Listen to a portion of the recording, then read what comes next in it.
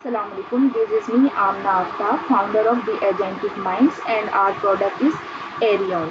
Arion जिस problem को cater कर रहा है वो ये है कि मैन्युफैक्चरिंग इंडस्ट्रीज के अंदर अभी भी रिएक्टिव मेंटेनेंस यूज हो रहा है, जिसका जिसका रिजल्ट क्या निकलता है एट द एंड कि मशीन जो है वो डाउन टाइम के ऊपर चली जाती है। जब जाके अलर्ट आते हैं फिर मेंटेनेंस डिपार्टमेंट, इंजीनियरिंग डिपार्टमेंट को गैदर करने में, डेटा एनालिसिस करने में, रूट कॉज फाइंड आउट करने में बहुत टाइम हमारा वेस्ट हो चुका होता है, जिसकी वजह से डाउन टाइम की कॉस्ट हमें बहुत ज़्यादा इंकर्ड हो जाती है।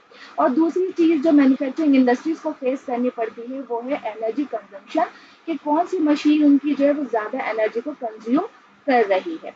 ये सारे प्रॉब्लम जो है हमारी मैन्युफैक्चरिंग इंडस्ट्रीज को बहुत ज़्यादा फेस कर रही है। इसको रिजॉल्व करने के लिए हमने इंट्रोड्यूस करवाया है एरियन। एरियन बेसिकली क्या करता है कि जो मैन्युफैक्चरिंग इंडस्ट्रीज का जो एग्जिस्टिंग इंफ्रास्ट्रक्चर है उसी के ऊपर हम एक एजेंटिक एआई की लेयर को बिल्ड करते हैं, जो कि मशीन से आने वाला डेटा, जो कि पीएलसी के थ्रू या फिर सेंसर के थ्रू जो डेटा आ रहा होता है उसको फोकस करता है। जैसे ही उसको कोई एनोमली मिलती है वैसे ही फौरन से हमारा एजेंट ट्रिगर हो जाता है और उस एनोमली के ऊपर वो अपनी एनालिसिस करता है। वो आपको बताता है कि रूट कॉज क्या है, इम्पैक्ट क्या है और ये मशीन कितनी देर बाद जो है वो डाउन टाइम पे जाने वाली है। जब हमारे पास पहले से ही डेटा आ जाएगा तो हमारा सिस्टम रिएक्टिव से वो एक्टिव सिस्टम की तरफ डाइवर्ट हो जाएगा। और दूसरी चीज़, हम जब इसके अंदर ऐड करेंगे एनर्जी इंटेलिजेंस को, तो हम जो है एनर्जी कंजम्पशन को भी अच्छे से ट्रीट कर पाएंगे कि हमारी कौन सी मशीन ज़्यादा पावर जो है वो कंज्यूम कर रही है। अब अगर बात कर ली जाए आर्किटेक्चर की, तो हमारा डेटा जो आएगा वो लाइव सेंसर या फिर पीएलसी से, बैकएंड ऑर्केस्ट्रेटर होगा, स्पेशलाइज एआई एजेंट्स होंगे, स्केलेबल आर्किटेक्चर हमारे पास होगा और एक प्रॉपर हमारे पास डैशबोर्ड भी होगा। कस्टमर सेगमेंट्स की बात कर ली जाए तो हम अभी फार्मास्यूटिकल्स एंड एफएमसीजी मैन्युफैक्चरर की तरफ जाएंगे। हम अपने प्लांट और ऑपरेशन मैनेजर से कांटेक्ट करेंगे।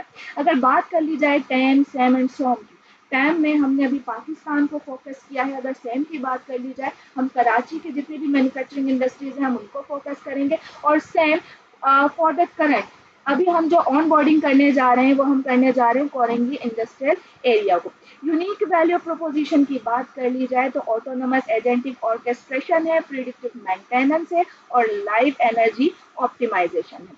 अगर कॉम्पिटिटर की बात कर ली जाए, सीमेंस, ऑगरी, लोगल ईआरपी, हाना, ये सारी चीज़ें हमारे पास हैं। लेकिन फ़र्क कहाँ पर आता है कि जब हम इनको इंस्टॉल करने जाते हैं तो इनकी भारी भरकम हमें जो है एक हार्डवेयर को भी इंस्टॉल करना पड़ता है। अगर एरियन की बात कर ली जाए यहाँ पर, तो आपके एग्जिस्टिंग सिस्टम के ऊपर जस्ट एक एजेंटिक एआई की लेयर को हम बिल्ड करते हैं, एज अ सॉफ्टवेयर हम इस पर काम करते हैं। अगर चैनल्स की बात कर लीजिए, B2B हमारे पास होगा, इंडस्ट्री ट्रेड शोज एक्सपोज के अंदर हम इसको इंट्रोड्यूस करवा रहे होंगे, लिंक्डइन के अंदर जाकर हम आउटरीच कर रहे होंगे। रेवेन्यू स्ट्रीम्स की बात कर ली जाए तो सब्सक्रिप्शन सास बेस ये हमारा होगा, इंटीग्रेशन फी वन टाइम होगी और प्रीमियम सर्विसेज भी हम प्रोवाइड कर रहे होंगे। कॉस्ट स्ट्रक्चर की बात कर ली जाए तो AI, cloud, specialised talent, B2B marketing, sales, जो भी हमारे पास कॉस्ट आ रही होगी, इनकर्ड हो रही होगी, वो होगी। अगर एग्जिट की बात कर ली जाए, अभी तो हम पाकिस्तान के अंदर है, लेकिन इंशाल्लाह जब ये हमारा काम ग्रो करेगा तो हम जीसीसी की तरफ भी मूव करने जाएंगे। सीड फंडिंग हम इसके लिए देखेंगे, पायलट पार्टनरशिप की तरफ जाएंगे, स्ट्रेटेजिक मेंटोरशिप की तरफ जाएंगे। And thank you so much.